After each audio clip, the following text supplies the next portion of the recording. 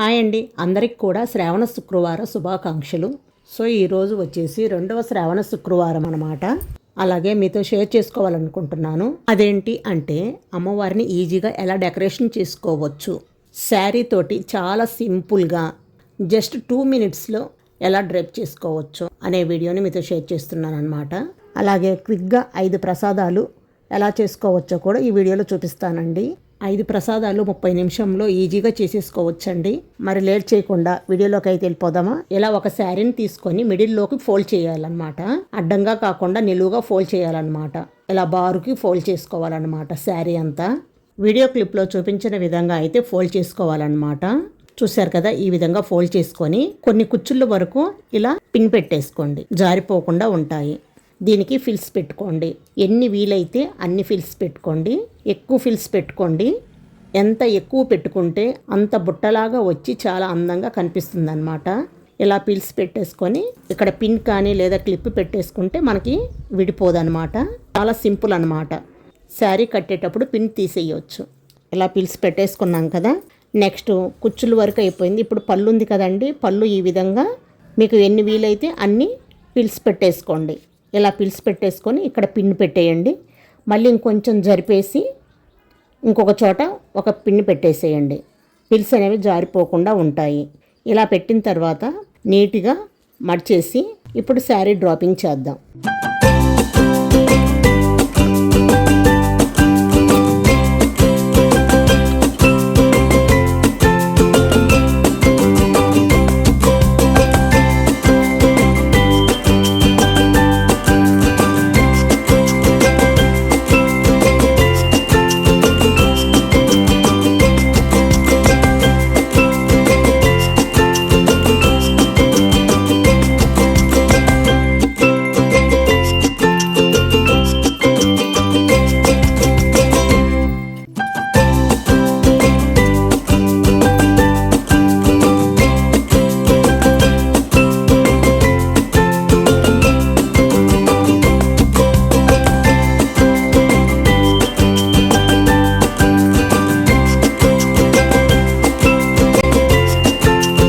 చూసారు కదా, అమ్మవారిని అయితే రెడీ చేశానండి.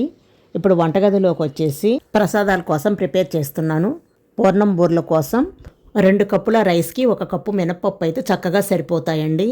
పూర్ణం బూరెలు చక్కగా వస్తాయి. ఇవి చక్కగా నానిపోయాయండి. ఇప్పుడు వీటిని మనం గ్రైండ్ చేసుకుందాము. బియ్యాన్ని శుభ్రంగా 2-3 సార్లు కడిగేసి మిక్సీ జార్లో వేసుకోండి. ఫస్ట్ బియ్యం మెత్తగా వేసేసేయండి, కొంచెం పలుకున్నా పర్వాలేదు. ఇలా మిక్సీ జార్లోకి బియ్యం వేసుకున్న తర్వాత కొంచెం ఐస్ క్యూబ్స్ కానీ లేదా కూలింగ్ వాటర్ వేసుకుంటే పిండి అనేది బాగా మెదుపు వచ్చేస్తుందండి. ఇలా వేసుకొని పిండిని బాగా గ్రైండ్ చేసుకున్న తర్వాత ఒక బౌల్లో తీసి పక్కన పెట్టేసుకోండి. నెక్స్ట్ మినపప్పు కూడా మిక్సీ జార్లో వేసుకొని కొన్ని ఐస్ క్యూబ్స్ వేసి మెత్తగా గ్రైండ్ చేసుకోవాలి. మినపప్పు అనేది ఎంత మెత్తగా గ్రైండ్ చేసుకుంటే పిండి అనేది అంత బాగుంటుందండి. అందుకే విడివిడిగా నేను గ్రైండ్ చేసుకుంటాను. ఇలా ఐస్ క్యూబ్స్ వేయటం వలన పప్పు అనేది బాగా మెదుపు వచ్చేస్తుంది అనమాట. ఇలా మెత్తగా గ్రైండ్ చేసుకొని బౌల్లో వేసేసుకోండి. ఇప్పుడు పిండిని బాగా కలిపేసి ఒక పక్కన పెట్టేసుకోండి. అవసరమైనప్పుడు వాటర్ యాడ్ చేసుకోవచ్చు. నెక్స్ట్ మనం పులిహోరకి ప్రిపేర్ చేసుకుందామండి. దానికోసం ఒక కుక్కర్ తీసుకోండి. కుక్కర్లో నేను 3 గ్లాసులు అయితే బియ్యాన్ని అయితే వేస్తున్నానండి. ఇదైతే 1 కేజీ ఉడికిద్దండి ఈ కుక్కరు. దానికోసం 3 గ్లాసులు రైస్ వేసుకుంటున్నాను. రైస్ని శుభ్రంగా 2-3 సార్లు కడిగేసి 3 గ్లాసుల రైస్కి 6 గ్లాసులు వాటర్ అయితే పడుతుంది. అంటే 1 గ్లాసుకి వచ్చేసి 2 గ్లాసులు వాటర్ పోసుకోవాలి. ఇలా వాటర్ పోసేసి కుక్కర్ మూత పెట్టి పక్కన పెట్టేసేయండి. ఈలోపు స్టవ్ని అయితే మనం నీట్గా క్లీన్ చేసేసుకొని ముగ్గు వేసి పసుపు కుంకాలతో అలంకరించుకొని తర్వాత మనం దేవుడు ప్రసాదాలు అయితే పెట్టేసుకుందాము. ఈ విధంగా నేనైతే పెట్టేసుకున్నానండి.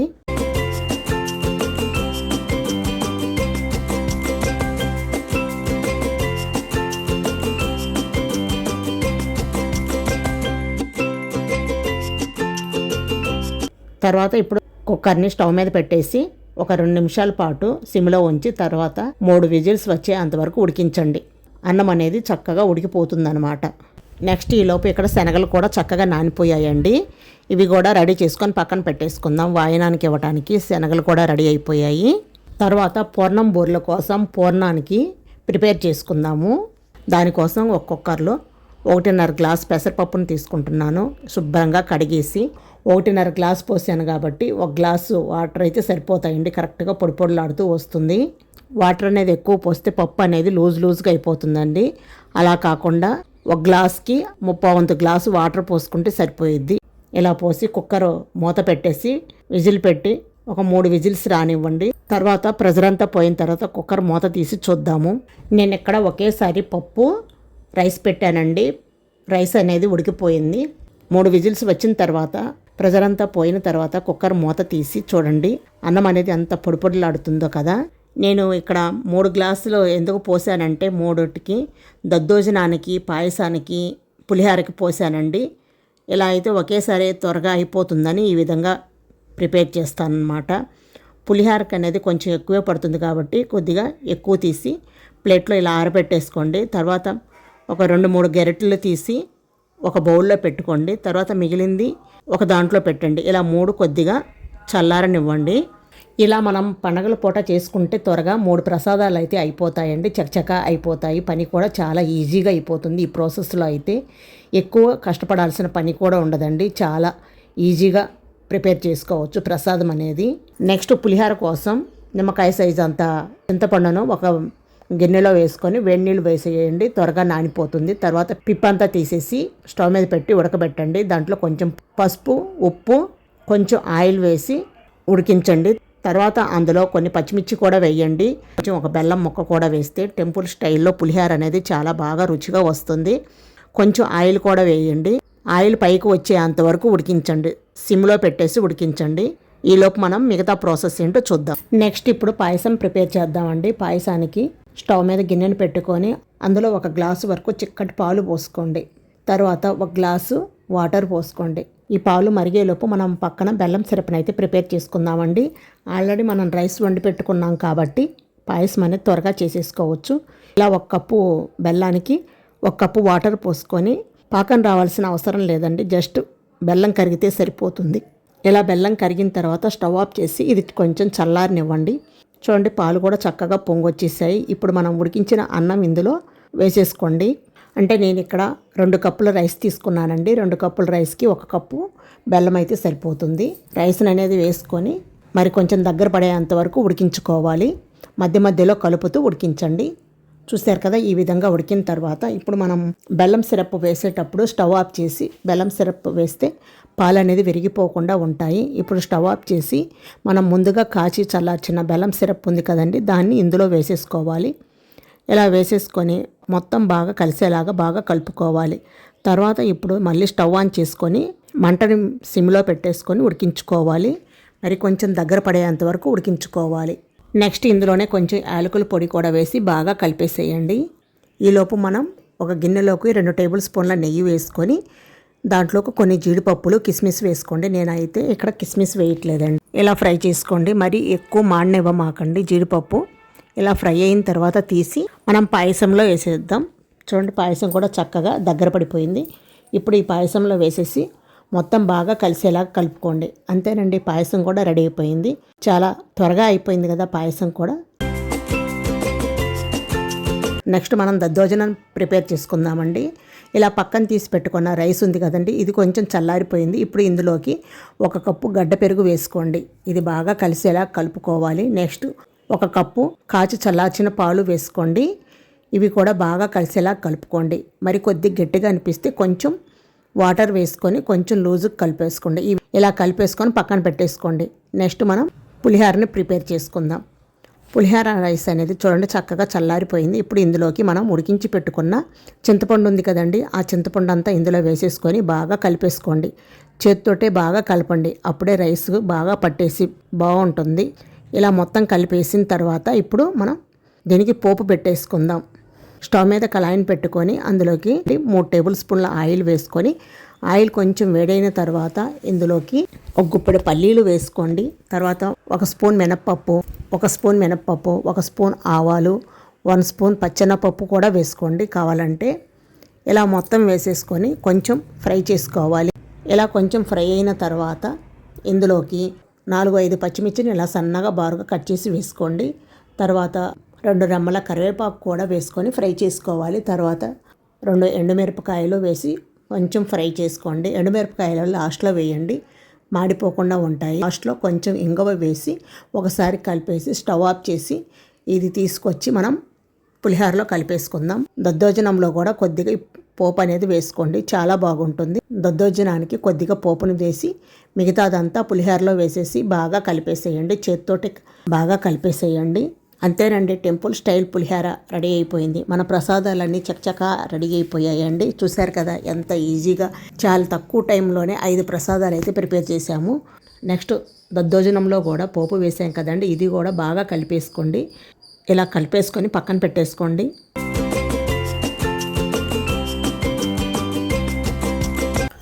ఈలోపు పెసరపప్పు కూడా చక్కగా ఉడికిపోయిందండి. చూడండి, ఇలా ఉడికితే సరిపోతుంది. ఇప్పుడు మిక్సీ జార్లో వేసుకొని పొడి పొడిగా మిక్సీ పట్టుకోవాలి.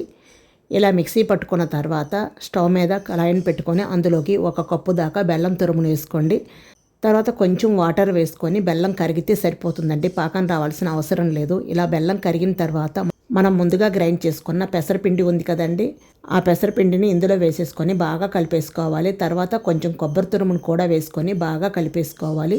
ఈ విధంగా రావాలన్నమాట. తర్వాత ఇందులో 1 టేబుల్ స్పూన్ దాకా నెయ్యి కూడా వేసుకొని కొంచెం యాలకుల పొడి కూడా వేసేసుకొని బాగా కలిపేసుకోవాలి. తర్వాత స్టవ్ ఆఫ్ చేసుకొని ఇది కొంచెం చల్లారనివ్వండి.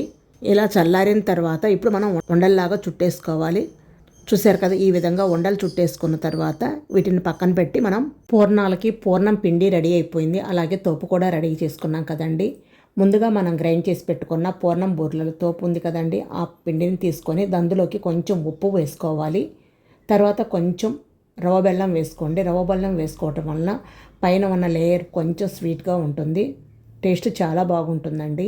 పిండి అనేది కొంచెం గట్టిగా ఉంటే కొంచెం వాటర్ వేసి కలిపేసేయండి. ఈ కన్సిస్టెన్సీలో ఉండాలన్నమాట. పిండి అనేది మనం వేలు ముంచితే వేలుకు అంటుకొని ఉండాలన్నమాట. ఈ విధంగా పూర్ణం అనేది చక్కగా వస్తుందన్నమాట, విడిపోకుండా.